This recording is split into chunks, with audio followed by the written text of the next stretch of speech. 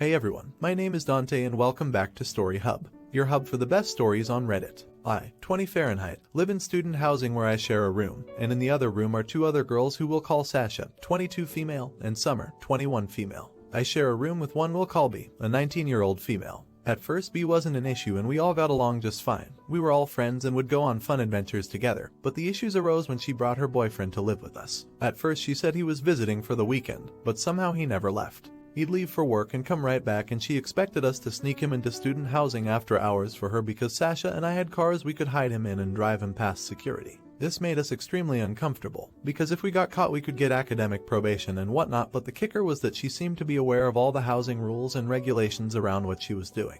Later on, she started a cat sitting for her boyfriend as well, or so that's what we thought.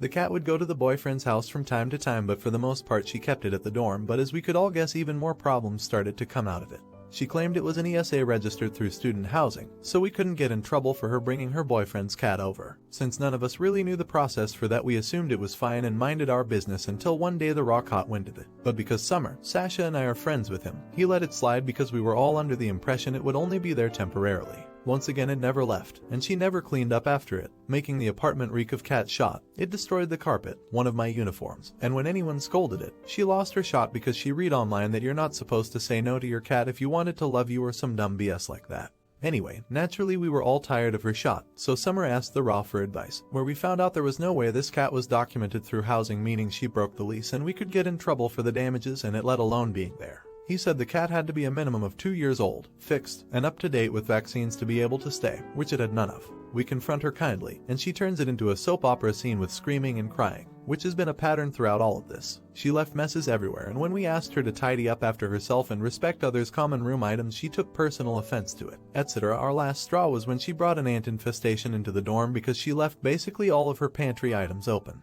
When we called her to let her know we were tossing it all, she got mad and said she'd be over in a few, which to her I guess a few means 3 hours, when she was literally 20 minutes away at her parents' house. We had a few friends come up and keep us company while we cleaned, and when she got there it was immediate crying and yelling about how we only blamed her because she's the youngest. Quite frankly, we were all sick of her and sick of the fact that she was downright unapproachable, so we set up a mediation with our Raw, which got changed to the community director due to the bias we had by being friends with the Raw. Well, that didn't do justice because she went and had her own meeting where she told a whole sob story and said that we tried to poison her with a raid and that the Raw gave her permission to have the cat, which he didn't, in an attempt to get him in trouble. So, collectively we all decided on petty revenge after she moved back with her parents. We had my mom send a text on Facebook as a concerned parent to both of her strict parents of everything she did wrong and asked them to consider having a talk with her so she could see how dangerous it is to have a strange man living with a bunch of girls far from home with nowhere else to go for safety in the event that he tried to do something. Since doing this, she has not been active on any social media, which she normally eats, sleeps, and breathes on, and has left any and every group chat we had as roommates or with any mutual friends. I know what I did was petty and childish, but the three of us needed closure after the short show we lived through this semester, and I hope her parents rip her a freaking new one for what she pulled. Not an idiot. Normally I would feel bad for someone going back to control freak parents, but your ex-roommate nukes all bridges with you, your other roommates, the Raw, community director, and the school with her abusing and using the housing system for her cat and homeless boyfriend. Not an idiot. That was a very practical and reasonable response to her childishness. She needs to learn there are consequences to her actions, and if she crosses people's boundaries, they have free permission to cross right back. She's lucky she got off so easy, really. Not an idiot. You lasted longer than I would. I'd have thrown the cat out of the house after the first week. Rules are rules. They are there for a reason. I've met people like her, always the victim, who doesn't see where she needs to follow the rules. Now for the next story. So, right before I quit my job because I was so tired of the people, I had a few rude customers. It was actually the reason I quit, and if I knew it was gonna make me quit, I would have responded very differently. Anyways, where I worked, we have maybe 20 employees total, and the closing shift was given about 4 employees. I was the main cashier, taking on the line full force. There were 3 other employees, a manager and 2 stalkers. One of the stalkers was my backup. We were getting really close to the end of the night. We closed in about an hour from the time this happened. My backup was extremely busy. During the day, very little was done, so he was trying to get out anything and everything to make sure the shelves were properly stocked. I was in the flow and finally looked up to see my line was about 15 people long. I'm supposed to call for backup after 3 people, so I call and tell some people to head over to another register. This is when time slows down for me. My backup took about 5 minutes to get to the register. It felt like 15. Probably because my customer had just handed me a handful of change, around $7 worth. I started counting it. She helped a bit, and I was totally ignoring everyone except for this lady when I heard, "Is someone coming over or what?" It was an older lady. I responded with, "Yes, someone is coming. He's busy, please give him a moment." I called for backup again and continued counting. A few seconds later, a man goes, "Well, she's waiting for you to answer her." I responded with, "Well, sir, I already responded to her. Someone's coming." I finished counting the change, and my backup and I cleared the line pretty fast. But when it got to the man who told me the lady was waiting, he decided to be not so kind. I began ringing him out, and the first thing he said to me was, "So, what's wrong with you people?" Immediately, I'm annoyed. Most customers don't talk to me as I'm really fast and finish their order before we can really talk. So, I say, "What do you mean, sir?" To which he replies, "Well, clearly you all suck at your jobs, and you don't have nearly enough employees. What's wrong with this place? When are you going to get your act together?" I replied with, "I'm sorry, sir, I don't know what you're trying to say. It's late, and we're extremely busy." My backup was clearly very busy and couldn't get up here immediately. "Here's your receipt, have a wonderful evening." And I smiled at him. If I knew it was my last day, I would have told him that if he felt that way, he could take his sorry ass out of the store and never shop with us again. Not an idiot. I was working one day, and the other cashier had gone to lunch. It was the weekend, so no managers were working.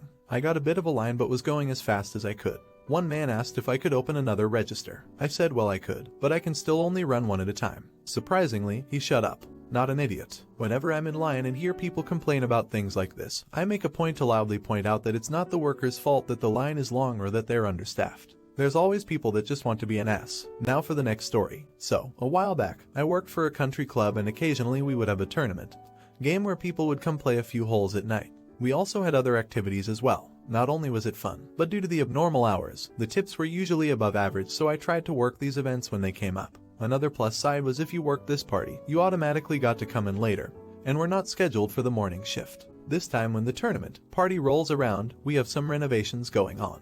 Due to this party being outside, we have to carry the things we need outside. However, no one thought of this and the double bay doors we normally use were no longer available. They put pallets of concrete and old tile in front of them. Was not a fire escape door, so no biggie, I guess. Due to this, now we had to carry whatever we needed down the hall, use the elevator, and then go down a makeshift ramp that led to the basement so we could go out the golf cart bay doors. This not only disrupted the kitchen staff but also disrupted the cart jockeys. If we were almost at the end of the tunnel leading outside, a cart jockey was trying to bring in a cart.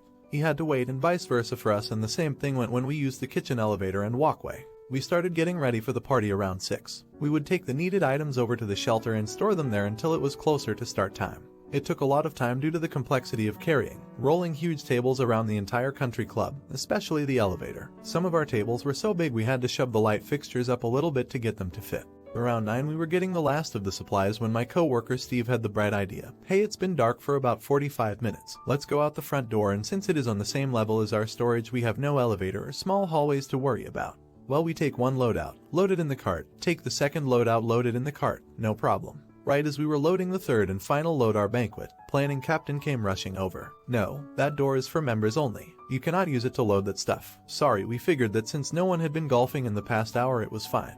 "Well, it is not okay, and if I see anyone use this door for anything else you will face disciplinary actions. You cannot use this door unless you are a member." Well, shit. We both proceeded to take the rest of the load out the more difficult way and then carry it all the way around back to where our cart was waiting with the other 2 loads. We drive off to the event and start getting set up as it will begin soon. What we discovered later on is that no one told the last cart jockey that none of us had a key to 1 unlock the door or 2 to lock it when we leave. So naturally we tried all the usual doors we could enter, even the one from the break room for smokers to use. Nada. Steven says, "Hold on, I'll be back." Runs to the front and lo and behold, one of the doors to the front was unlocked. Too bad it is for members only and none of us are members. The 5 of us decide it's worth the extra time to be petty, so Steven calls the banquet coordinator, our boss, and lets her know. After much discussion, she realizes we can't leave it at the shelter as it will most likely ruin our chairs and some of the wooden tables as well as the decorations we have, and she has to come in.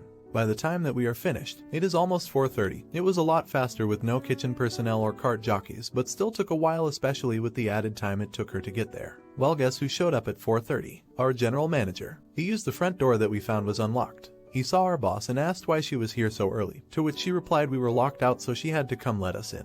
Then he asked her why we didn't just use the front doors since they were wide enough and unlockable from the inside, unlike the cart doors. This brought a hellstorm of rage upon the 5 of us. She came speed walking in her heels looking like she wanted to turn us to stone like Medusa. 5 of y'all and none of y'all tried the freaking front door. Really? Why the hell did no one check the bloody front doors before calling me? At this point, I was like, "Ah, shot out of nowhere, here comes Stephen with you said we couldn't use that door or we would face disciplinary actions. If looks could kill, Stephen would be dead." She glared at him, then her eyes glazed over. She turned around and went to go get ready for her shift. There was never another word about it, but we all laughed about it for a few weeks. By the next time we had an event outside. The construction, restorations were complete, so we just used our normal doors to go out. Not an idiot. I am reminded of my professor who showed the class a photo she'd taken of a sign at a resort that read members and non-members only. Given she taught discrete mathematics, she got a chuckle out of that. If that sign was a mistake, it was not an easily correctable one as they'd carved it into marble. Not an idiot. Funny story, but just so the building rules don't seem insane. Even the most careful people moving things in and out bang up an entrance, so it is common for there to be a rule against using the public entrances for moving even when no one is around.